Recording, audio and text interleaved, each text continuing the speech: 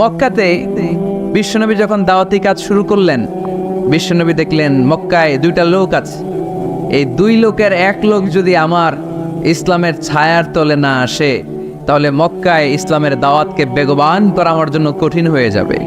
বিশ্বনবী ইসলামের মন খারাপ, হায় রে, এই দুইটার একজনও তো আমার কথা শোনে না, এই দুইজনের একজনও তো আমার দাওয়াত কবুল করে না। একদিন তাহাজ্জুদের সালাতে বিশ্বনবী ইসলাম কেঁদে কেঁদে আল্লাহর কাছে দোয়া শুরু করলেন।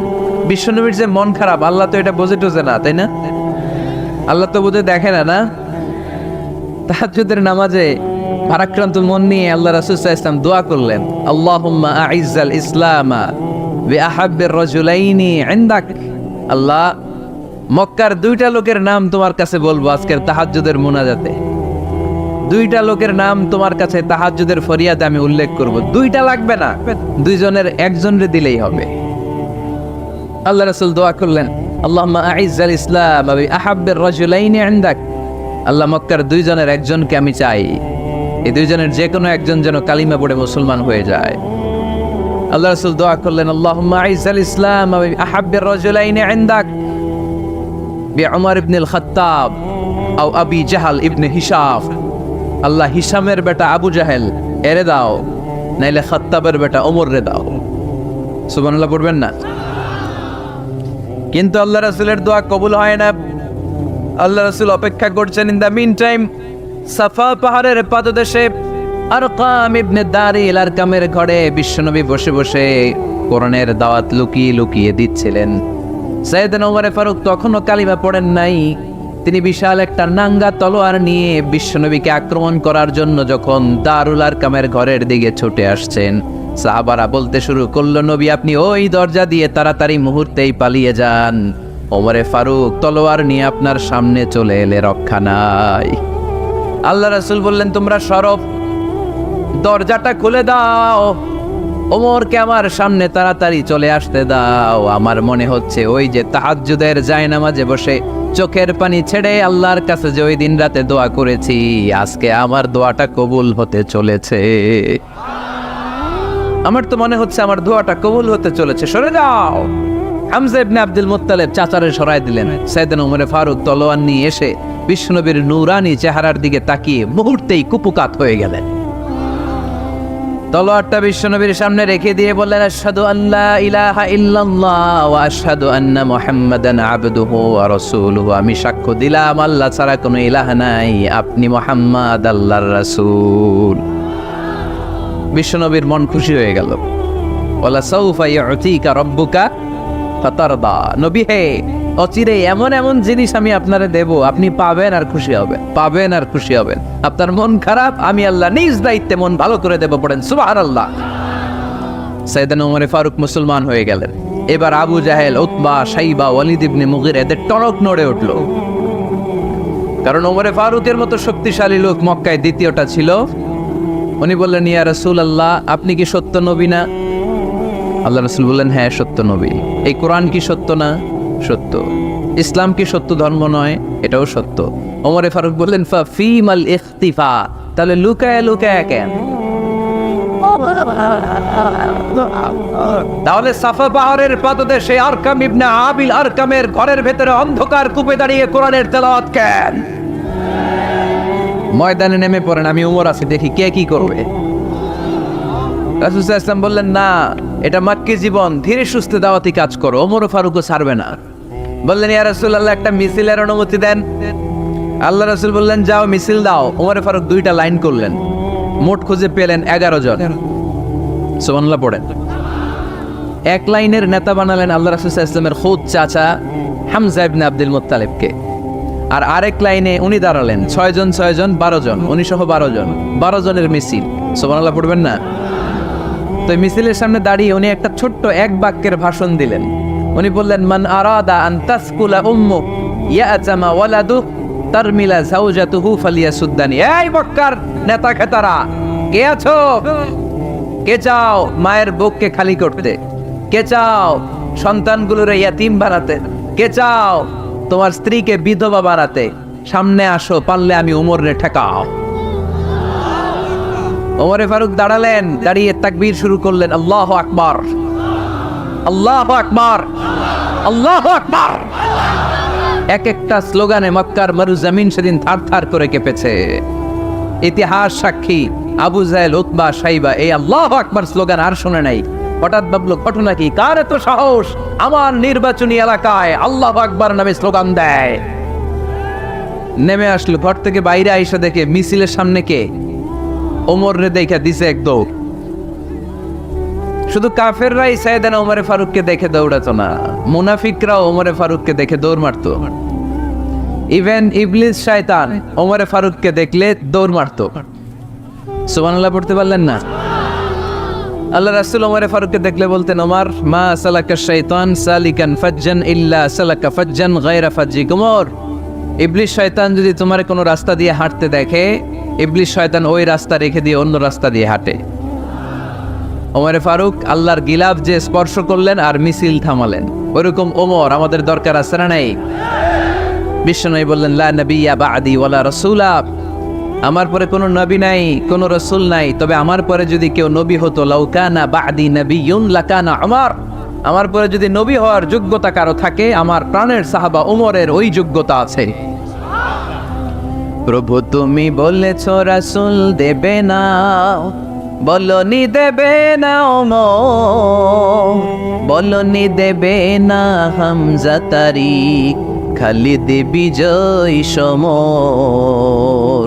প্রভু তুমি বলেছ রাসূল দেবে না, বলনি দেবে না ওমর, বলনি দেবে না হামজা তারিক, খালিদ বিজয় সমর। প্রভু তুমি বলেছ রাসূল দেবে না। সুবহানাল্লাহ পড়েন। ওইরকম একটা ওমর হইলে আমাদের জন্য এনাফ। ওই একটা ওমরের অপেক্ষায় বসে আছে গোটা মুসলিম উম্মাহ, চিল্লায় বলো ঠিক কিনা? ওমরে ফারুক কালিমা পড়ে মুসলমান হয়ে গেলেন, বিশ্বনবী খুশি হয়ে গেলেন। ওয়ালা সাউফা ইউতিকা রাব্বুকা, আল্লাহ বললেন নবী, যখনই আপনার মন খারাপ, যখনই আপনি পেরেশানিতে ভুগবেন, যখনই আপনি টেনশন করবেন, তখনই আপনার মন ভালো করে দিবে কে? আল্লাহর ঘোষণা, and verily Allah gonna give you something that will make you happy, এমন জিনিস আমি দেব, আপনি খুশি হয়ে যাবেন। আল্লাহ রাসূল সাল্লাল্লাহু আলাইহি ওয়াসাল্লাম দাওয়াত দিতে দিতে তায়েফ চলে গেলেন। তায়েফ নাম শুনেছেন? মক্কা থেকে 80 মাইল দূরে। আমি গিয়েছি কয়েকবার। ঠান্ডা এলাকা, 6000 ফিট উঁচু, মেঘ নেমে আসে। তায়েফে গেলে কেউ বিশ্বাসই করবে না এটা সৌদি আরবের অংশ। বৃষ্টি হয়, কি হয়? চাষাবাদ হয়, অনেক ফলমূল আর শাকসবজি পাওয়া যায়। আল্লাহ রাসূল সাল্লাল্লাহু আলাইহি ওয়াসাল্লাম 80 মাইলের মরুর পথ পাড়ি দিলেন। আমাদের মতো প্রাইভেট কারে চড়ে গেছিলেন, তাই না? আহা, এই লম্বা মরুর পথ, তপ্ত মরুভূমি, সূর্যের প্রচন্ড তাপ উপেক্ষা করে তায়েফে গেছিলেন জমির মামলার মীমাংসা করতে। কি করতে? তায়েফবাসীদেরকে দাওয়াত দেওয়ার জন্য। আল্লাহ রাসূলের নিজের কোনো স্বার্থ ছিল? কথা কয় না। তায়েফবাসীদেরকে জাহান্নামের আগুন থেকে বাঁচানোর জন্য, তায়েফবাসীরা যাতে মাইন না খায়। আহা, কি নবী ছিল! সে কোন বন্ধু বল বেশি বিশ্বস্ত, সে কোন বন্ধু বল বড় বিশ্বস্ত, কার কাছে মন খুলে দেয়া যায়, কার কাছে প্রাণ খুলে বলা যায়, হওয়া যায় অতি আশ্বস্ত। তার নাম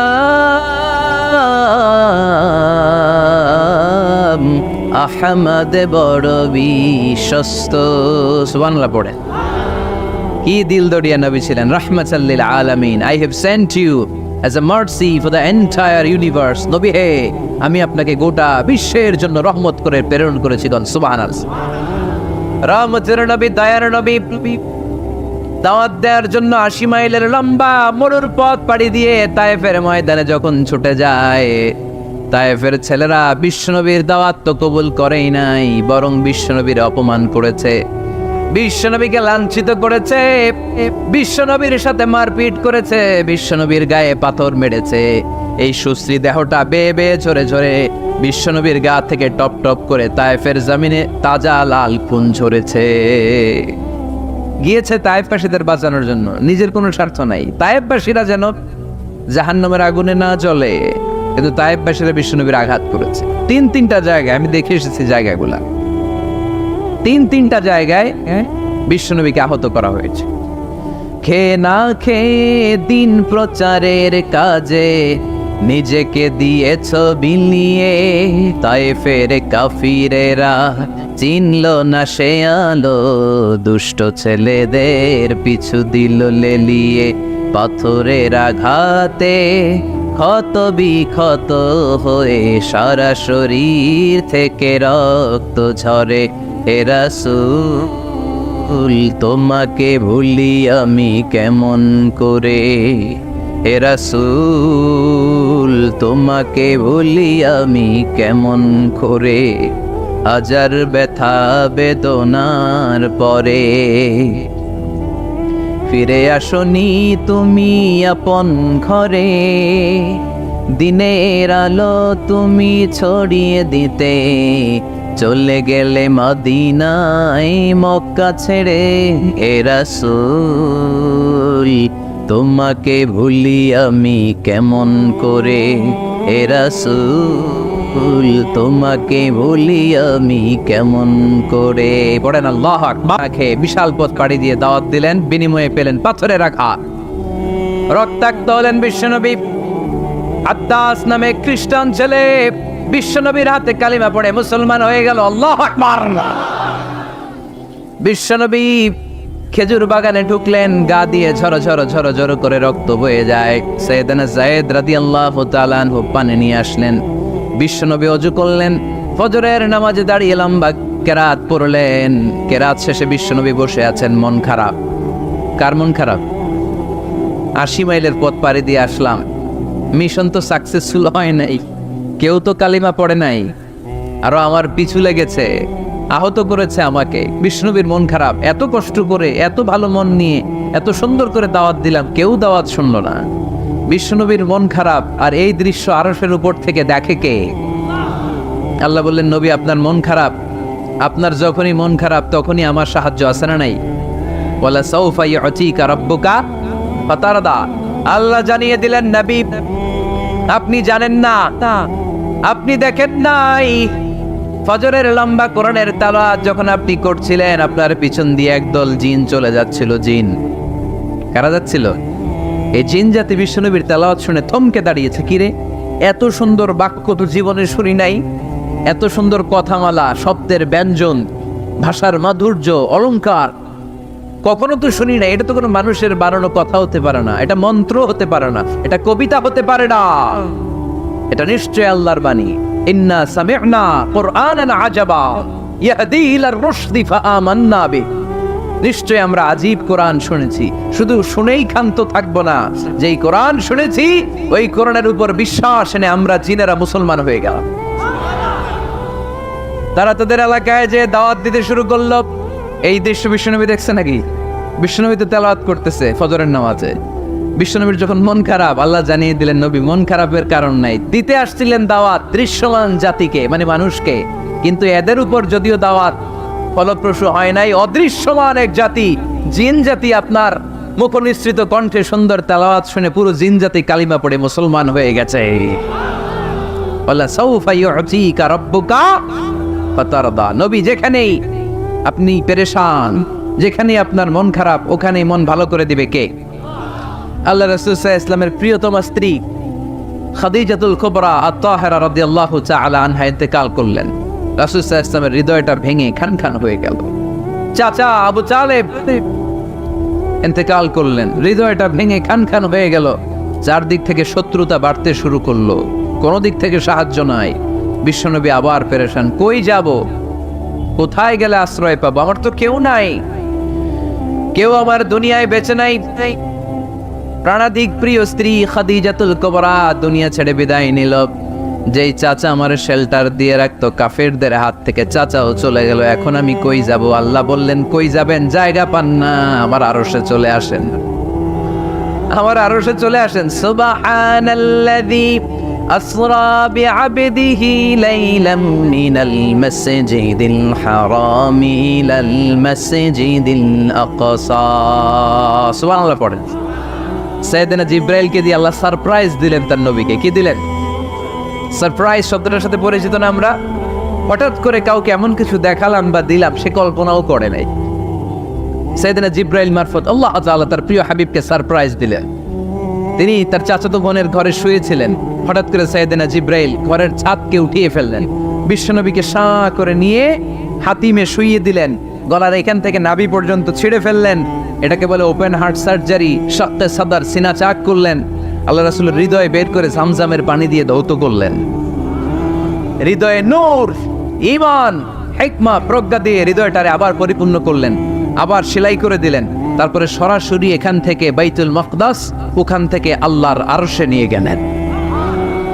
আল্লাহ সাউফা ইউতিকা রাব্বুকা ফাতারদা। নবী, এমন এমন জিনিস আমি আপনারে দেব, আপনি তো নিয়ে কুল পাবেন না। যখনই আপনার মন খারাপ, তখনই আমার দেয়া নেয়ামত আপনার জন্য আছে না নেই? মেরাজে চলে গেলেন, রবের সাথে সাক্ষাৎ করে দুনিয়ায় আসলেন। আসার পরে মক্কার লোকেরা আবার বিশ্বনবীকে হত্যার ষড়যন্ত্র শুরু করে দিল। বিশ্বনবী ডানে যাওয়ার জায়গা পায় না, বায়ে যাওয়ার জায়গা পায় না, সামনেও যেতে পারে না, পেছনেও যেতে পারে না। আল্লাহ বললেন, নবী এই এলাকায় আর থাকার দরকার নাই, আপনি মদিনায় চলে যান। তবা তয়্যিবা, মদিনাতুন নবী, পবিত্র শহর, যে শহরের মাটিতে বরকত, যে শহরের বালুতে বরকত। চিল্লায় পড়েন সুবহানাল্লাহ। বিশ্বনবী আল্লাহ তাআলার আদেশে এই কষ্টকর পরিস্থিতি থেকে উত্তরণের জন্য মক্কা থেকে মদিনায় গেলেন। মদিনায় যাওয়ার সাথে সাথে লোকজন গাইতে শুরু করলো, তালাআল বাদরু আলাইনা মিন সানিয়াতিল ওয়াদা ওয়াজাবা শুকরু আলাইনা মাদাআ লিল্লাহি দা আইয়ুহাল مبعوث فينا جئت من أمر المطاع جئت شرفت المدينة مرحبا يا خير دا সবাই পড়েন طلع البدر علينا من ثنيات الوداع وجب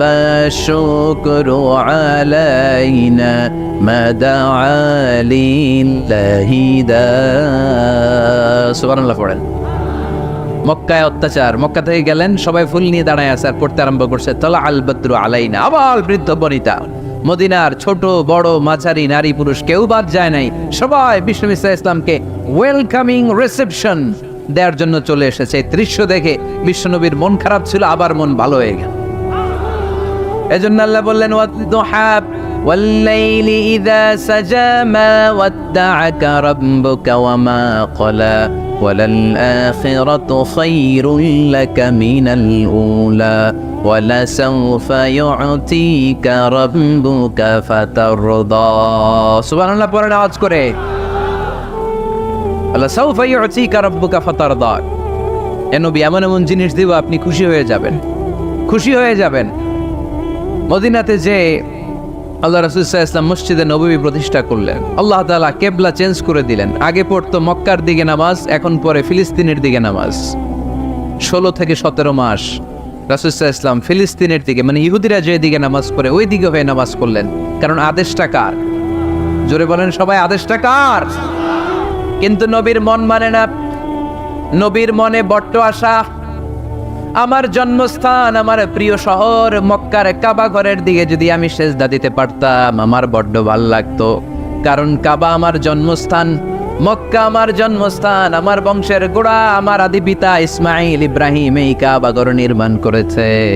তাই প্রত্যেকটা নামাজের পরে বিশ্বনবী আকাশের দিকে তাকায়, মনে মনে ভাবে কাবা যদি চেঞ্জ হয়ে যেত, কিবলা যদি আল্লাহ পরিবর্তন করে দিত কতই না ভালো হতো।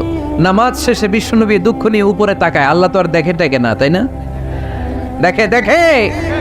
আল্লাহ বলে, কাদ নারা তাকাল্লুবা ওয়াজহিকা ফিস সামাই। ও নবী, আপনি যে আকাশের দিকে তাকিয়ে মন খারাপ করে মনে মনে বিড়বিড় বিড়বিড় করে কি বলেন, সব আমি জানি, সব আমি দেখি।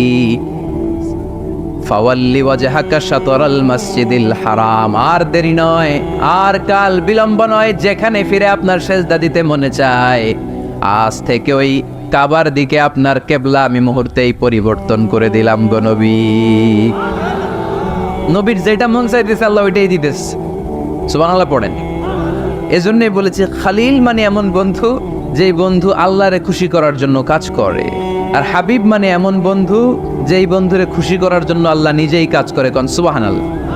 ফাওয়াল্লি ওয়াজহাকা শাতরাল মসজিদিল হারাম। মসজিদে হারামের দিকে মুখ ঘুরান নবী, মুখ ঘুরান। আপনার দুঃখ আমার সহ্য হয় না, যেদিকে আপনার নামাজ পড়তে মনে চায় ওই কাবার দিকেই পড়েন, চিল্লায় কোন সুবহানাল্লাহ। এভাবে যত জায়গায় নবী চিন্তিত, নবীর চিন্তা দূর করে দিছে কে? সুন্নাতে শুধু নয় সুমধুরালাপ, আর সুন্নাত হলো হুঙ্কার বর্জন। সুন্নাতে শুধু নয় নির্জন ধ্যানে যাও, আর সুন্নাত হলো পাথরের আঘাত পাওয়া। মোহাব্বতে তার সুদিনের সাথী তুমি, দুর্দিনেও তার পাশে থাকো কি। আর কিছু সুন্নাত আছে তুমি জানো কি, জানলেও জীবনে কখনো তা মানো কি। সুন্নাতে নাই শুধু দাওয়াতের মেহমান, সুন্নাতে নয় শুধু খাওয়া শেষে মধুপান। আরো কিছু সুন্নাত আছে তুমি জানো কি, জানলেও জীবনে কখনো তা মানো কি। চিল্লায় বলেন ঠিক না? তার মানে মানলে আপনাকে পুরোটাই মানতে হবে। ইসলামকে অন্তিত করে মানা যায় না। It's a total package, it's a total package.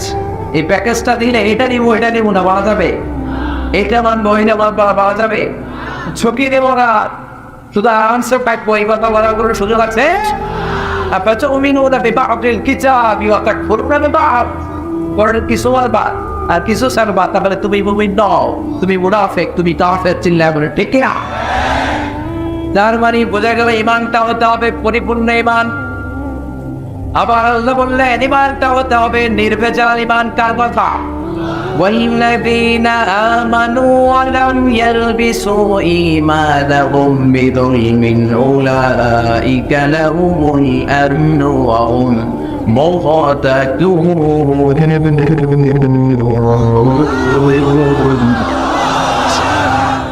ঈমানটা হতে হবে নির্ভেজাল ঈমান। ওই ঈমানের মধ্যে শিরকের কোনো ছিটে ফোঁটা থাকা যাবে না। والذين آمنوا যারা ঈমান আনলো, ওয়ালাম ইয়ালবিসু ঈমানাহুম বিযুলমিন তাদের ঈমানের সাথে শিরক তারা মিশ্রিত করলো না, উলাইকা লাহুমুল আমনু ওয়া হুম মুহতাদুন তাদের জন্য আছে নিরাপত্তা, তাদের জন্য আছে আল্লাহর পক্ষ থেকে হেদায়েত। পড়েন সুবহানাল্লাহ। তার মানে ঈমানটা হতে হবে নির্ভেজাল, শিরক থাকতে পারবে। আল্লাহ সব মাফ করে, শিরক মাফ করে। আওয়াজ করে বলেন শিরক মাফ করে। শিরক মানে আল্লাহর কাছে না চেয়ে গায়রুল্লাহর কাছে চাওয়া, অন্য কারো কাছে চাওয়া। বিষ্ণু বলেছেন ইদা সাআলতা ফাসআলিল্লাহ ওয়া ইদা ইসতাআনতা ফাসতাইন বিল্লাহ। যখন সাহায্য চাইতে মনে চায় আল্লাহর কাছে সাহায্য চাও, যখন আত্মাইতে মনে চায় আত্মাতে হবে শুধুমাত্র একজনের কাছে, তিনি কে? আল্লাহ। কেউ যেটা পারে না পারে কে? কেউ যেটা দেয় না দেয় কে? কেউ যেটা দেখে না দেখে কে? আমরা বিপদে পড়লে, কোনো দুর্ঘটনা ঘটে গেলে, আমার লাইফে কোনো বড় ইভেন্ট বা ইনসিডেন্ট ঘটে গেলে আমরা সবার আগে ফেসবুকে শেয়ার দিই, আছে না নাই? ফেসবুকেও শেয়ার দেওয়ার আগে সবার আগে শেয়ার দিতে হবে কার কাছে?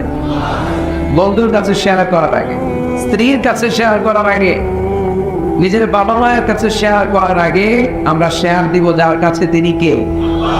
তার ভান্ডার হচ্ছে অপরন্ত ভান্ডার। আল্লাহ বলছেন পৃথিবীর সব মানুষগুলো যদি একটা ময়দানে দাঁড়িয়ে যায় আর সবাই যদি তাদের মনের চাহিদা আকুতি বিনতি আমার কাছে বলতে শুরু করে, আল্লাহ এটা দাও, বাড়ি দাও, গাড়ি দাও, নারী দাও, সব দাও, একটার পর একটা যদি সবাই আমার কাছে চাইতে শুরু করে, আর সব বান্দার যত চাওয়া আছে সব চাওয়া যদি আমি পূরণ করে দেই, সবও যদি দিয়ে দেই, আমার ভান্ডারের 1 ইঞ্চিও কমবে না। এজন্য চাইতে হবে কার কাছে? চিন্তা করেন, বিপদে পড়লে চাইবো কার কাছে? নাকি দয়াল বাবার কাছে? খাজা বাবা কেউ ফিরে না খালি হাতে, হাজারে তোর দরবারেতে। নকরাইতে আছে, যাওয়া যাবে? কিছু চাওয়া যাবে? কে বলেছে দরবার থেকে মানুষ খালি হাতে ফিরে? দামি গড়ি নিয়ে যায়, গড়ি চুরি হয়ে যায়, খালি হাতে ফিরে। পকেট ভর্তি টাকা নিয়ে যায়, টাকা চুরি হয়, খালি পকেটে ফিরে। দামি জুতা পরে যায়, জুতা চুরি হয়, খালি পায়ে ফিরে। আছে নাই? একটা দরবার থেকে কেউ কোনোদিন খালি হাতে ফিরে না। দরবারটা কার দরবার? কার দরবার? কেউ ফিরে না খালি হাতে, আল্লাহর তোর দরবারেতে। সবাই বলে কেউ ফিরে না। এজন্য দেখে বললেন, গোলাম মুমিনুন সম্প্রদায়ের অধিকারী যদি হতে চাও, এই দলের কর্মী যদি হতে চাও, ঈমান আনতে হবে পরিপূর্ণ। 2 নাম্বার, ঈমানটা হতে হবে নির্ভেজাল। এই ঈমানের সাথে শিরকের কোনো ছিটে ফোঁটা থাকতে পারবে? শিরকের বিপরীত হলো তাওহীদ। আমরা সবাই তাওহীদের অনুসারী, জোরে কোন ঠিক কিনা? তাওহীদেরই মুর্শিদ আমার, মুহাম্মাদের নাম বলো, মুহাম্মাদের নাম। আল্লাহর নাম জপলে বুঝতে পারি, আল্লাহরই কালাম বলো, মুহাম্মাদের নাম। ওই নামেরই রশি ধরে যাই আল্লাহর পথে, ওই নামেরই মেলায় চড়ে ভাসি নূরের স্রোতে।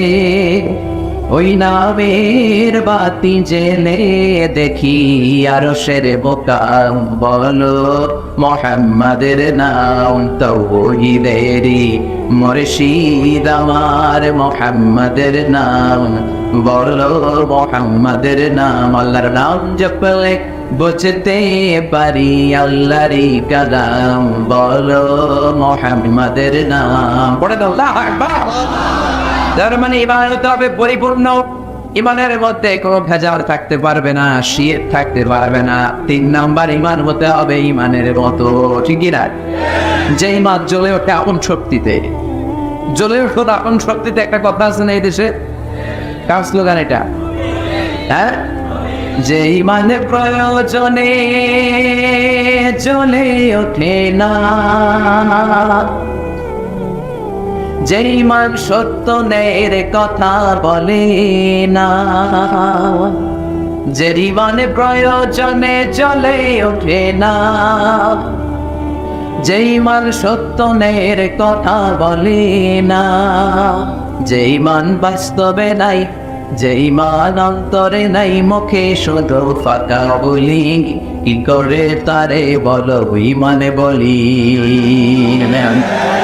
কি করে তারে বলো ঈমানে বলি? কি করে তারে বলো ঈমানে বলি? ঠিক না?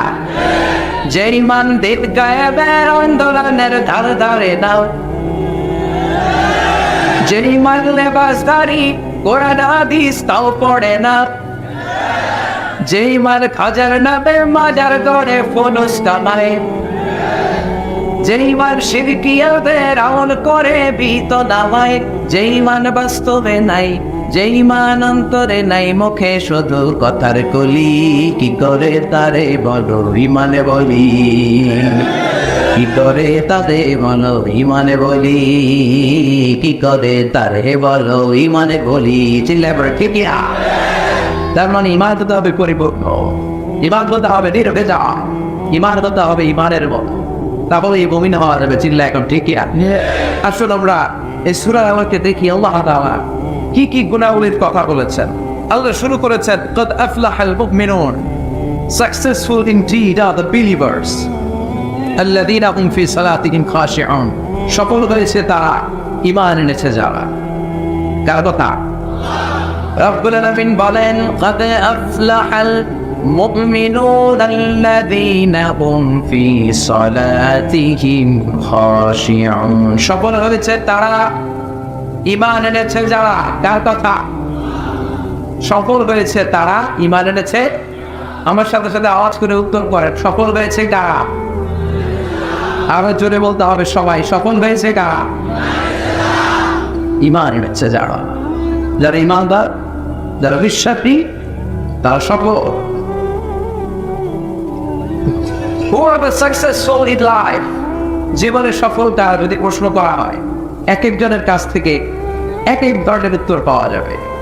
আমরা যদি পৃথিবীতে খেয়াল করে দেখি, in terms of wealth and money, অর্থের মানদণ্ডে পৃথিবীতে সফলতা, কার বেশি টাকা আছে সে সবচেয়ে বড় সফল, এরকম একটা ধারণা আছে নাই? In terms of wealth and money, অর্থের মানদণ্ডে বর্তমান পৃথিবীতে সবচাইতে সফলকে যদি প্রশ্ন করা হয়, এটা আমরা বলবেন না? বিল গেটস, হ্যাঁ, মাইক্রোসফট কোম্পানির ওনার আছে না? মাইক্রোসফট কোম্পানির মালিক বিল গেটস, সেটা কত টাকার মালিক সে নিজেও জানে না। অর্থের মানদণ্ডে যদি বিচার করি, আসলে বিল গেটস বেটা তুই সফল। তুই যে টাকা কামিয়েছিস, শয়তান এত টাকা কামাইতে পারে না। টাকা কত টাকা নিজেও জানে না। Bill Gates. আর কি আছে? ওয়ারেন বাফেট, অনেক বড় ইকোনমিস্ট, অনেক বড় অর্থনীতিবিদ, তার হচ্ছে কত টাকা সে নিজেও জানে না। আর কে আছে? Mark Zuckerberg, the owner of Facebook, যে ফেসবুক না থাকলে ওর পেটে বাবা জানে না। কত টাকার মালিক সে নিজেই জানে না। ওয়ারেন বিনচালার, ধনকুবে, তার একটা বিমান আছে, প্রাইভেট জেট, যার 70% মেড অফ গোল্ড, যে বিমানটা 70% স্বর্ণ দিয়ে বানানো। নাজমেলে বলবেন না? তাহলে in terms of wealth and money, অর্থের মানদণ্ডে পৃথিবীতে কারা সহজ জিজ্ঞেস করলে এই নামগুলো আমাদের চোখের সামনে ভেসে আবে, চিল্লাই গো ঠিক কিনা? এবার যদি বলি ইন টার্মস অফ পাওয়ার, ক্ষমতার মানদণ্ডে পৃথিবীতে সবচাইতে সফল কে গোটা বিশ্বে বর্তমানে জিজ্ঞেস করলে কার নাম বলবে? Donald Trump, the president of United states of America. সকালবেলায় বিকালে বিকালে বেলা দেয়, আসলে নাই? বিকালে কি করে, সকালে খাওয়া হয়। ও দেখতে অনেক বড় মানুষ হয়েছে, আসলে লোকটা একটা বাচ্চা মানুষের মতো। সাইকিয়াট্রিস্ট যারা বড় বিজ্ঞানী, তা বলেছে আসলে তার ফিজিক্যাল গ্রোথ হয়েছে, তার মেন্টাল গ্রোথ হয় নাই। মানে গায়ে ধরে বাড়ছে, মাথায় গেল নাই। আচ্ছা নাই, ক্ষমতার মানদণ্ডে আসলে গোটা বিশ্বের সবচেয়ে ক্ষমতাশীল ব্যক্তি, সুপার পাওয়ার। এরপরে কান্না বলবে Vladimir Putin, the president of Russia, রাশিয়ার প্রেসিডেন্ট, ক্ষমতা জানে নাই। দেখতে সাবমেরিন দিয়ে সাগরের নিচে চলে যায়, সাহসী ব্যক্তি, নিচে ফ্লাই করে, প্রাইভেট জেট দিয়ে বিমান উড়ায়, অনেক ক্ষমতাশীল। এরপরে কেমন বলবে? হ্যাঁ,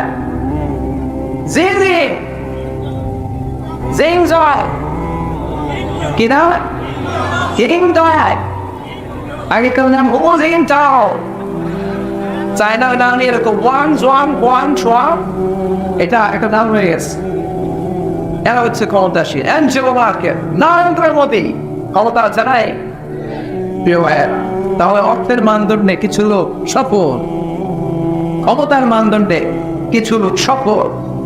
name and fame, in terms of name and ফেম, খ্যাতি, যশ, সেলিব্রিটি, এই মানদণ্ডে যদি জিজ্ঞেস করি গোটা বিশ্বে নায়ক, নায়িকা, গায়ক, গায়িকা, ডান্সার, শিল্পী, অভিনেতা, গোটা বিশ্বে খেলোয়াড়, এরকম নাম করা মানুষদের মধ্যে কার সবচেয়ে সফল? কার নাম? মেসি। ওই যে মেসির ভক্ত, কি নাম? আরে মানছি না বেটা, মেসি। মেসি নাম বলে চিনে। Ronaldo, Cristiano Ronaldo, Neymar. Neymar পড়া গেছে দিকে, হ্যাঁ, অবাক নাই, ঠিক কিনা? সলমান খান, আমিন খান, এগুলো নাম বললেই আমার শাকিব খান, ওদিকে শাকিব খান বয়স। তো এই লোকগুলো আসলে in terms of name and ফেম, খ্যাতি, যশ, সেলিব্রিটি ক্রাইড ইন্ডিয়াতে, তারা বিশ্বকাপ। এই বাংলাদেশে 56,000 বর্গ মাইলের মধ্যে যদি দুই একটা নাম জিজ্ঞেস করে যে এদের নাম বলেন, যে বড় 17 কোটি মানুষ চেয়ে, কার নাম বলবে? Sheikh Hasina, Genau? Allah was on so I need.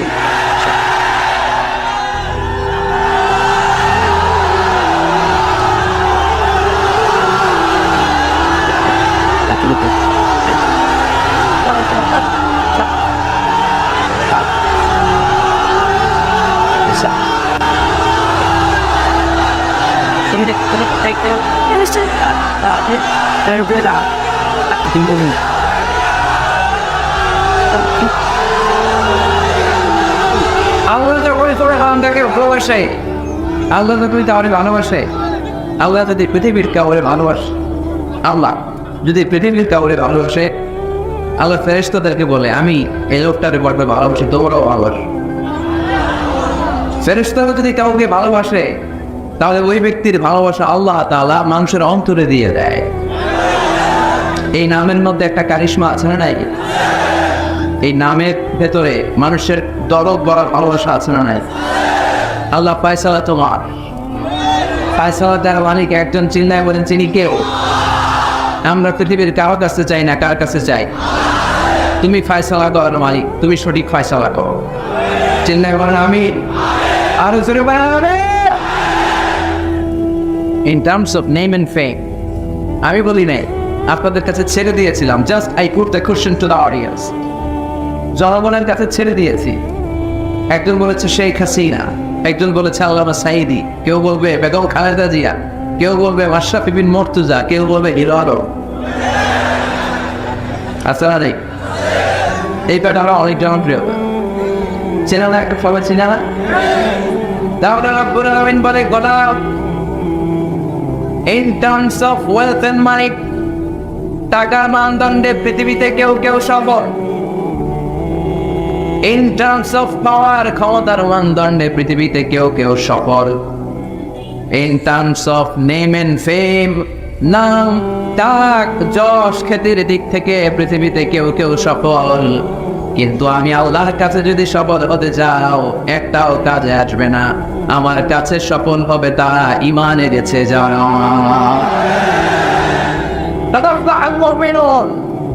الذين هم في صلاتهم خاشعون। টাকার পাহাড়, I don't care, কোনো দাম নাই। যশ, খ্যাতিতে তুমি স্কাই স্ট্রিপার, আকাশচুম্বী, কোনো দাম নাই।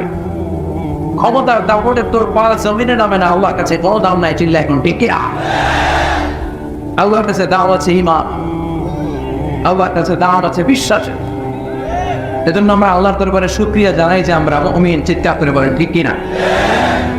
এজন্য রব্বুল আলামিন বলেন قد أفلح المؤمنون الذين هم في صلاتهم خاشعون। সফল হয়েছে তারা ঈমান এনেছে যারা।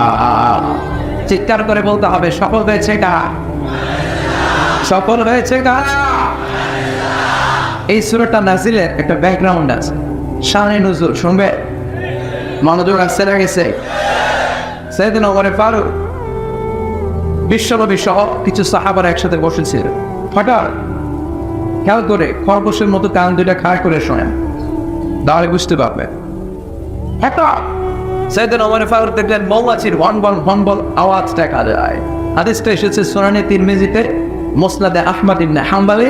বর্ণনাকারী সাইয়েদনা ওমর ফারুক তিনি বলছেন মৌমাছির ভনবল আওয়াজ দেখতে পেলাম। তাহলে ভাই সামনে পেছনে খুঁজে দেখি কোনো মৌমাছি নাই।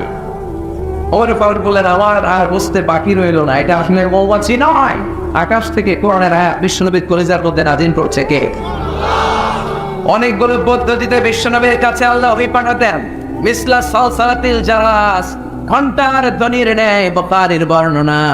দপ্তরে যখন হাই স্কুলের ছুটির জন্য ঘন্টা বাজায়, থমথম আওয়াজ হয়। এই থমথম বিকট আওয়াজের মতো বিশ্বনবীর কাছে কোরআন নাজিল করতো কে? আবার ফিল্মারা স্বপ্ন যোগে কোরআন দেওয়া হতো। মিওয়াইল হিজাব, পর্দা অন্তরাল থেকে কোরআন ঢেলে দেওয়া হতো। ইলকা ফি কুলুবি রাসূলিল্লাহ, বিশ্বনবীর অন্তরের ভিতরে কোরআন ঢুকিয়ে দেওয়া হতো। আবার সাইয়েদনা জিবরাইল ওনার নিজ সূরাতে নিজ আকৃতিতে বিশ্বনবীর কাছে এসে কোরআন নাজিল করে দিতেন। সুবহানাল্লাহ। দুইবার বিশ্বনবী পুরো লাইফে সাইয়েদনা জিবরাইলকে ওরা আসল সূরাতে দেখেছিলেন। এক হচ্ছে নেহাগো আয়, দুই হচ্ছে সিদরাতুল মুনতাহা। আবার সাইয়েদনা জিবরাইল মাঝে মাঝে মানুষের সূরাতে বিশ্বনবীর কাছে কোরআন নিয়ে আসতো। বিশ্বনবী বলতেন ঘন্টার ঘড়ির মতো যখন কোরআন আসতো, এই কোরআনটা রিসিভ করা আমার জন্য বড় কষ্ট হয়ে যেত। এভাবে কোরআন আসলে এটা রিসিভ করতে গেলে মা আয়েশা বলতেন বিশ্বনবী প্রচন্ড শীতের রাতে ঘেমে ঘেমে একাকার হয়ে যেতেন। আর যখন জিবরাইল মানুষের সুন্নতে আসতো, রিসিভ করাটা আমার জন্য সহজ করে দিত কে? আরেকটা মজার সিস্টেমে বিশ্বনবীর কাছে আল্লাহ পাক কোরআন নাযিল করতেন। ওই সিস্টেমটা হলো মিসলা দাওয়িয়া সাউতিন নাহল। জিবরাইলকে দেখা যায় না, ঘন্টার দমদম আওয়াজ নাই, চারদিকে মৌমাছির বন বন গুনগুন গুনগুন শব্দ দেখা যায়। আসলে গুনগুন শব্দ নয়, কোরআন পাঠায় কে? আল্লাহ রাসূল এই কোরআন থেকে জানতে পারলেন আগের নবীরা হায়াত পেয়েছে 1000 বছর, 2000 বছর। আগের নবীর উম্মতেরা হায়াত পেয়েছে 800 বছর, 1200 বছর। আমাদের নবী পৃথিবীতে বেঁচে ছিলেন কয় বছর? সবাই বলেন। এবং সুনানে তিরমিজির হাদিস, আল্লাহ রাসূল সাল্লাল্লাহু আলাইহি ওয়াসাল্লাম বলেছেন আমারু উম্মতি মা বাইনা 60 ইলা 70। আমার উম্মতের গড় বয়স হবে 60 থেকে 70। ওয়া আকাল্লুহুম মা ইয়াজুজু যালিক, এর চেয়ে বেশি হায়াত পাবে হাতে গোনা অল্প কয়েকজন। বেশিরভাগই 60-70 এর মধ্যে মরে শেষ, ঠিক কি না? এখন আমাদের সমাজের কি অবস্থা? এটাই তো। আপনাদের টাঙ্গাইলের কি অবস্থা? কত কত বাঁচে? 100 বয়স হয়েছে এরকম কে কে আছেন দেখি? টাঙ্গাইল ওই যে একজন হাত তুলছে, যুবক হাত তুলছে, মানে বুঝাইতে চাইছে হুজুর দোয়া করেন 100 বছর বাঁচতে চাই। আচ্ছা 80 বছর কার আছে দেখি? 80 পাওয়া যাবে বোধহয় দু একটা। ওই যে মাশাআল্লাহ মাশাআল্লাহ মাশাআল্লাহ, এই যে চাচারা আছে, আল্লাহ কবুল করুক, আল্লাহ আরো হায়াত বাড়ায় দেখ। 50 আছেন কে কে দেখি? 50? অনেক অনেক, হাত নামান হাত নামান। অনেক হায়াত পেয়েছেন আপনারা, আল্লাহ আরো হায়াত দেখ, আরো হায়াত দাস করুক, পড়ি আমিন। আমার উম্মতি মা বাইনা 60 ইলা 70, আমার উম্মতের গড় বয়স হবে 60 থেকে। এই কথা শোনার পরে বিশ্বনবী আবার কাঁদতে শুরু করলেন, কারণ বিশ্বনবীর টেনশন হচ্ছে আগের উম্মতের হায়াত পাইছে বেশি, ইবাদত করছেও, আমার উম্মত হায়াত পাইছে কম, ইবাদতের সুযোগও। আরে আমার উম্মতের কি হবে? আমার উম্মতের কি হবে? এই নবী তো এমন নবী, সব নবীকে আল্লাহ একটা দোয়া করার সুযোগ দিয়েছিলেন, যে দোয়াটা করা মাত্রই কবুল। এটাকে আরবিতে বলে দাওয়া মুস্তাজাবা, লিকুল্লি নবিয়িন দাওয়া মুস্তাজাবা। সব নবীকে আল্লাহ একটা করে দোয়া করার সুযোগ দিয়েছে, আর এই দোয়াটা করা মাত্রই কবুল। আর সব নবীরা দুনিয়াতেই ওই দোয়া করে ফেলেছে। আল্লাহ রাসূল সাল্লাল্লাহু আলাইহি ওয়াসাল্লাম বলেছেন ওয়া ইন্নী আফতাবিউ দাওয়াতি শাফাআতান লি উম্মতি ইয়াউমাল কিয়ামা। ওই দোয়াটা আমি দুনিয়ায় করি নাই, ওই দোয়াটা আমি তোমাদের জন্য কিয়ামতের ময়দানে যাতে তোমাদেরকে সুপারিশ করে জান্নাতে ঢুকাতে পারি, ওই জন্য রেখে দিয়েছি। কত কষ্টে বিষ্ণু ইসলাম ছিলেন, খাবার ছিল না, পেটে পাথর বেঁধেছেন। যদি বলতেন আল্লাহ ওই দোয়াটা করলাম, আপনি খাবার দেন, জান্নাতের খাবার পাঠায় দিত কে? উহুদের ময়দানে দাঁত ভেঙেছেন, রক্ত ঝরেছে, যদি দোয়াটা করতেন মুহূর্তে বিজয় দিত কে? কোন পরিস্থিতিতে ওই দোয়াটা বিশ্বনবী করছেন? রেখে দিয়েছে। দেখেন অন্য নবীর সাথে আমার নবীর অ্যাটিটিউডে পার্থক্য। অন্য নবীরাও চাইলে রাখতে পারতো এদের উম্মতের জন্য, না, বিপদের দিনে ওটা কাজে লাগাই ফেলছে।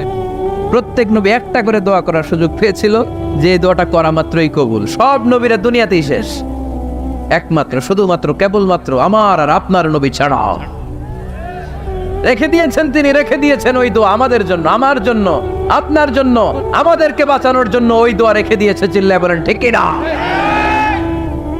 রেখে দিয়েছেন। কাঁদতে লাগলেন, আল্লাহ আগের উম্মতেরা হায়াত পেয়েছে 1000 বছর, ইবাদত করেছে বেশি, আমার উম্মতেরা 60 আর 70-এর মাঝখানে মরলে এদের নসিবে কি হবে? আমার উম্মতের তো ইবাদতের সংখ্যা কম। আবার কান্না শুরু করলেন, মন খারাপ, আল্লাহ দেখে। নবীর যে মন খারাপ আল্লাহ দেখে।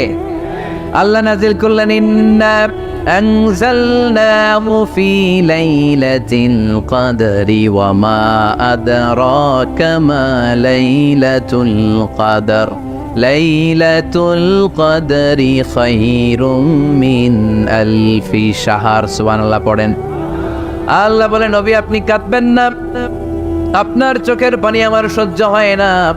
অন্যান্য নবীর উম্মতদেরকে হায়াত দিয়েছি বেশি, কদরের রাত দেই নাই। আপনার উম্মতকে যদিও হায়াত লম্বা দেই নাই, কিন্তু আপনার উম্মতকে আমি লাইলাতুল কদরের রাত দিয়েছি গো নবী। লাইলাতুল কদরি খায়রুম মিন আলফি শাহর, হাজার মাসের চেয়ে সেরা।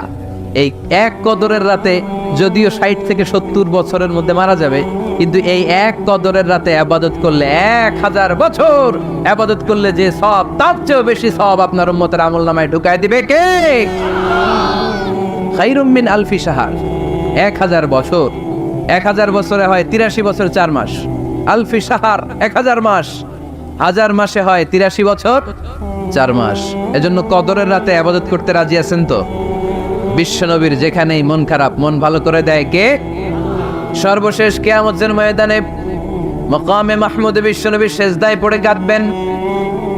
আল্লাহ বলবেন, জিব্রাইল যাও, দুনিয়ায় কান্না সহ্য করতে পারি নাই, আজ কিয়ামতের ময়দানেও আমি আমার নবীরে কাঁদতে দেব না।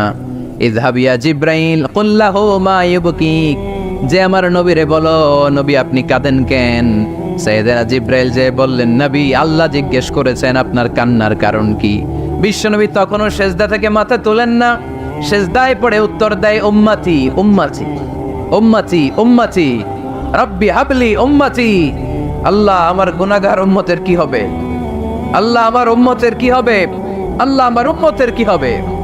আল্লাহ বললেন, জিব্রাইল তাড়াতাড়ি যাও, আমার নবীর কান্না আমার সহ্য হয় না, আমার নবীর কানে কানে যে বলো, ইন্না সানুরদিকা ফি উম্মাতিক, দুনিয়াতে যেমনি আপনি পেরেশান অবস্থায়, মন খারাপ অবস্থায় আমি আপনার মন ভালো করে দিয়েছি, আজকে আপনার উম্মতের ব্যাপারও এমন একটা ঘোষণা আসবে, ওই ঘোষণা পেয়ে আপনি আজও খুশি হয়ে যাবেন গরবি, আজও খুশি হয়ে যাবেন। এর ফারাসাক সাক, নবী আপনি মাথা তোলেন, মাথা তোলেন, আর সেজদায় পড়ে থাকবেন না। এর ফারাসা, মাথা তোলেন।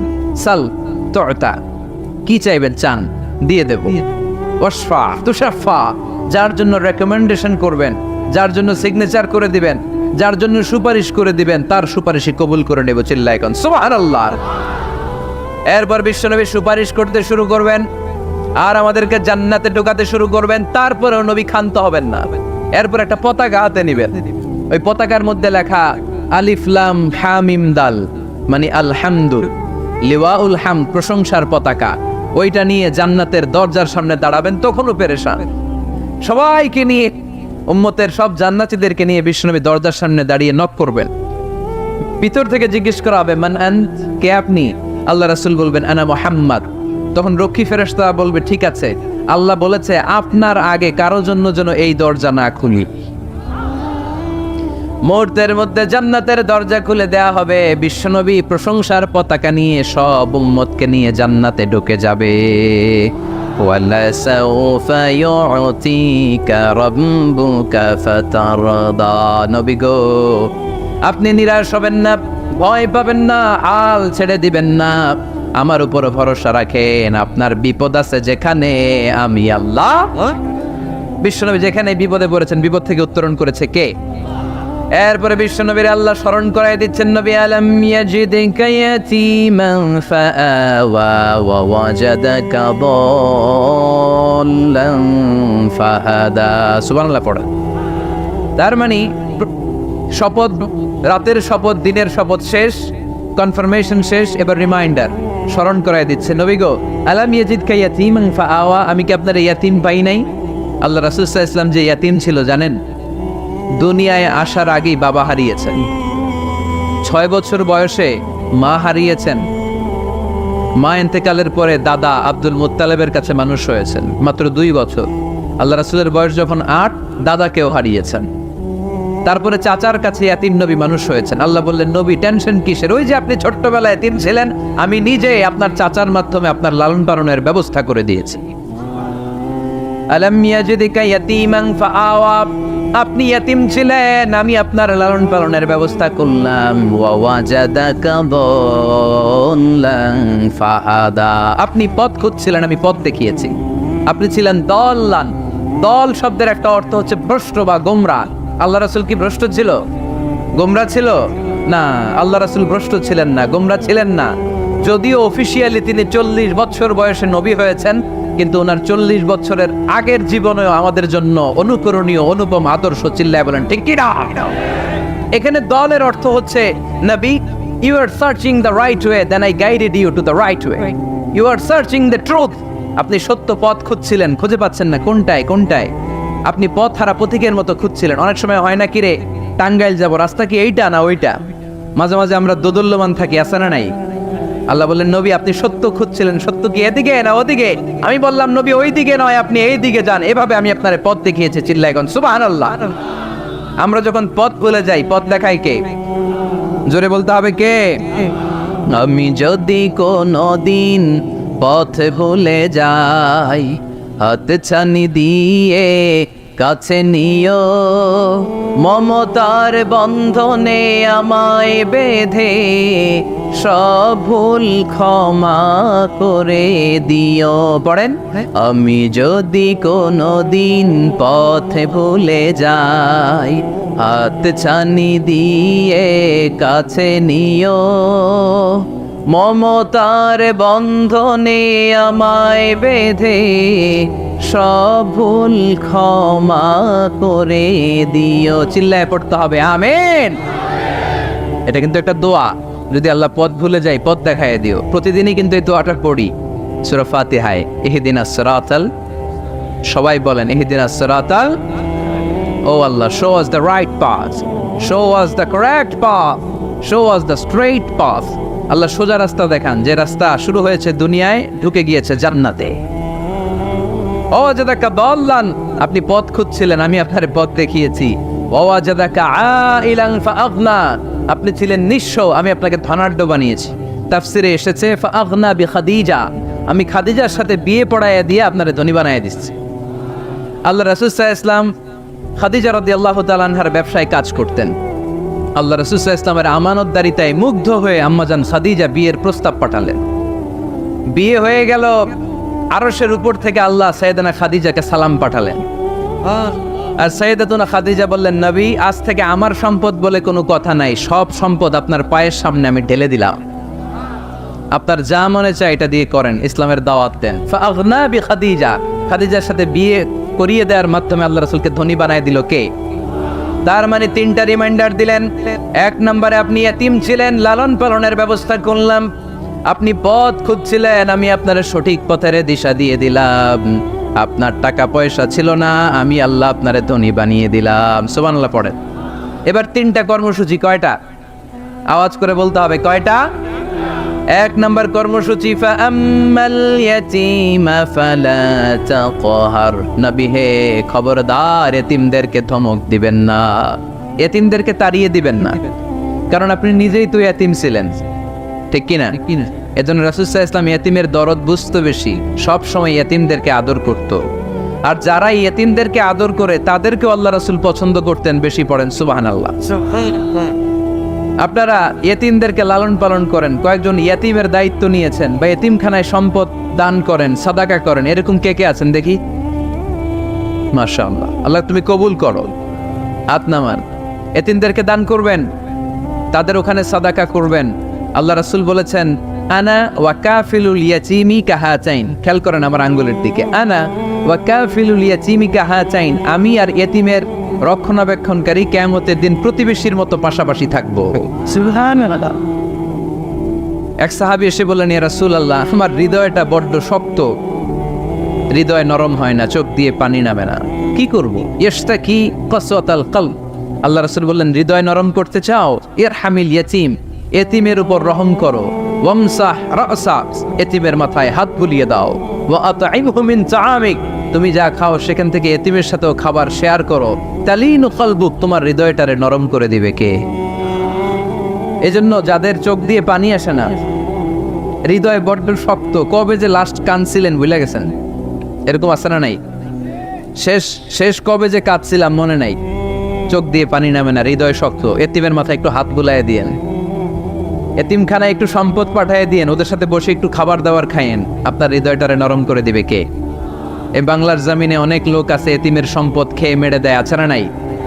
আল্লাযীনা ইয়াকুলুনা আমওয়ালাল ইয়াতামা যুলমান ইন্নামা ইয়াকুলুনা ফী বুতুনিহিম নারা ওয়া সায়াসলাউনা সাঈরা। আল্লাহ বললেন খবরদার এতিমের সম্পদ মেরে দিও না, যারা এতিমের সম্পদ অন্যায়ভাবে ভক্ষণ করেছো, তার সম্পদ খাও নাই, পেটে আগুন ঢুকিয়েছো, কিয়ামতের দিন ওই আগুনের মধ্যেই থাকবা, ঠিক কি না?